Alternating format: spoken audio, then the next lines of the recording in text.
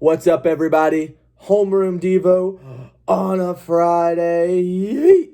It's going to be fun. It's going to be great. We're going to pick back up right now in the book of John with the 7 distinct times where Jesus says, I am, ... and then explains who he is. This is so important to know because Colossians says that Jesus is the exact imprint, like the fingerprint to a T. Nobody else in this world has the same fingerprint as anybody else. Yet Jesus was the exact fingerprint, the exact imprint of the nature of God. He is God in our world. He came to save us and to forgive us. So if we want to know who God is, and Jesus is the exact imprint, we should probably pay attention to who Jesus says he is.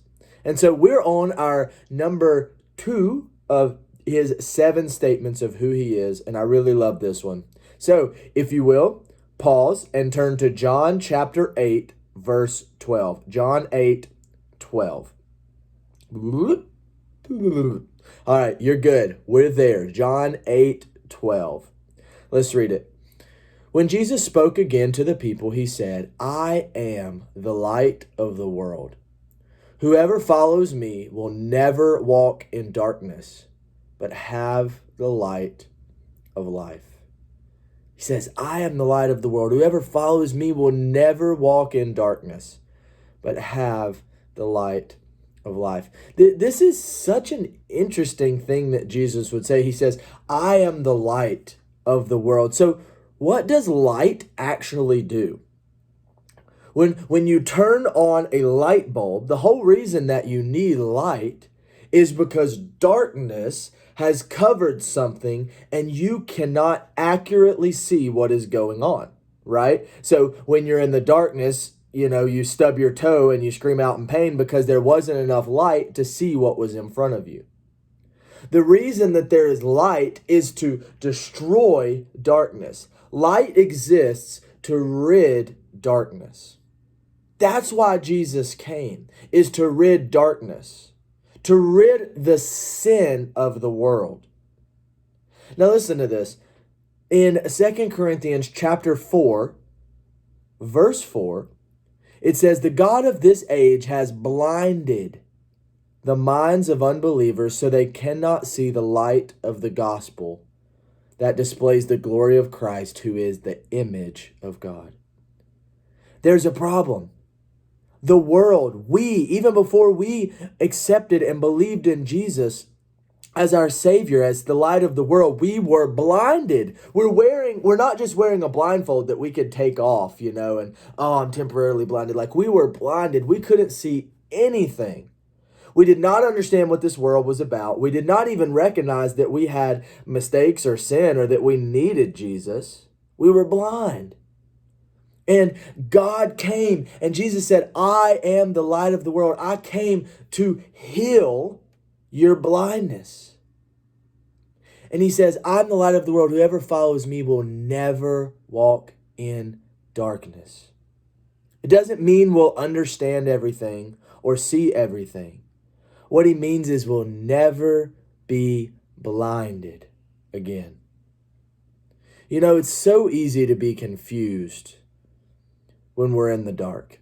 Things look completely different. If you ever watch any murder mysteries or anything like that, you'll notice when somebody, it comes into a police lineup and somebody has to identify them, many times they'll say, I didn't really get a good look at him. It was too dark. I couldn't really see.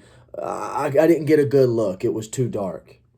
Because darkness twists everything around us. We can't see properly when we're living in darkness.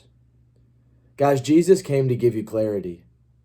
Jesus came to give you light, hope, and to heal your blindness so that you can actually see what's going on around you. You can see the truth of God. You can experience the world the way that God created it, not confused by darkness, not really knowing what's going on. Guys, what I love that this verse ends with, he says, I'm the light of the world. I am that. I came to kill all darkness. I take away darkness. I show the truth, the real truth. Whoever follows me will never be in darkness. You're not blind anymore. It's so awesome. God has given you sight to see. But it says, but will have the light of life. Guys, it's a personal relationship. God gives you his light. It's something that you can have, that you can possess, that lives inside of you. Jesus Christ inside of you. It's not a light that you turn on and off like we do when we walk in rooms. It's a light that's always on. And you can choose to blindfold yourself because all we've known is darkness, so we do what's comfortable. Or we can live in the light. Jesus is the light of the world. Guys, if there's any darkness in you, if there's any sin, if there's any confusion, if there's any doubt, if there's any lack of clarity, lack of understanding about what's going on with the virus or what's going on with this or that or what is happening, I feel like I'm in the dark. Go to the Lord. Go to Jesus, who is the light of the world. But it's not just vision so you can see and understand what's happening. It's getting rid of the darkness, the sin that we've created, that the enemy continues to blind us by. Jesus is the light of the world for anybody and everybody, the whole world. He lights it up, and he wants to take away your blindness today. I love you guys. I love this verse, and I pray with my whole heart that this touches you and opens your eyes to see you are not blind anymore. You have the light of the world because that is Jesus. Love you guys. Hope you have a great Friday and a great weekend. See you later.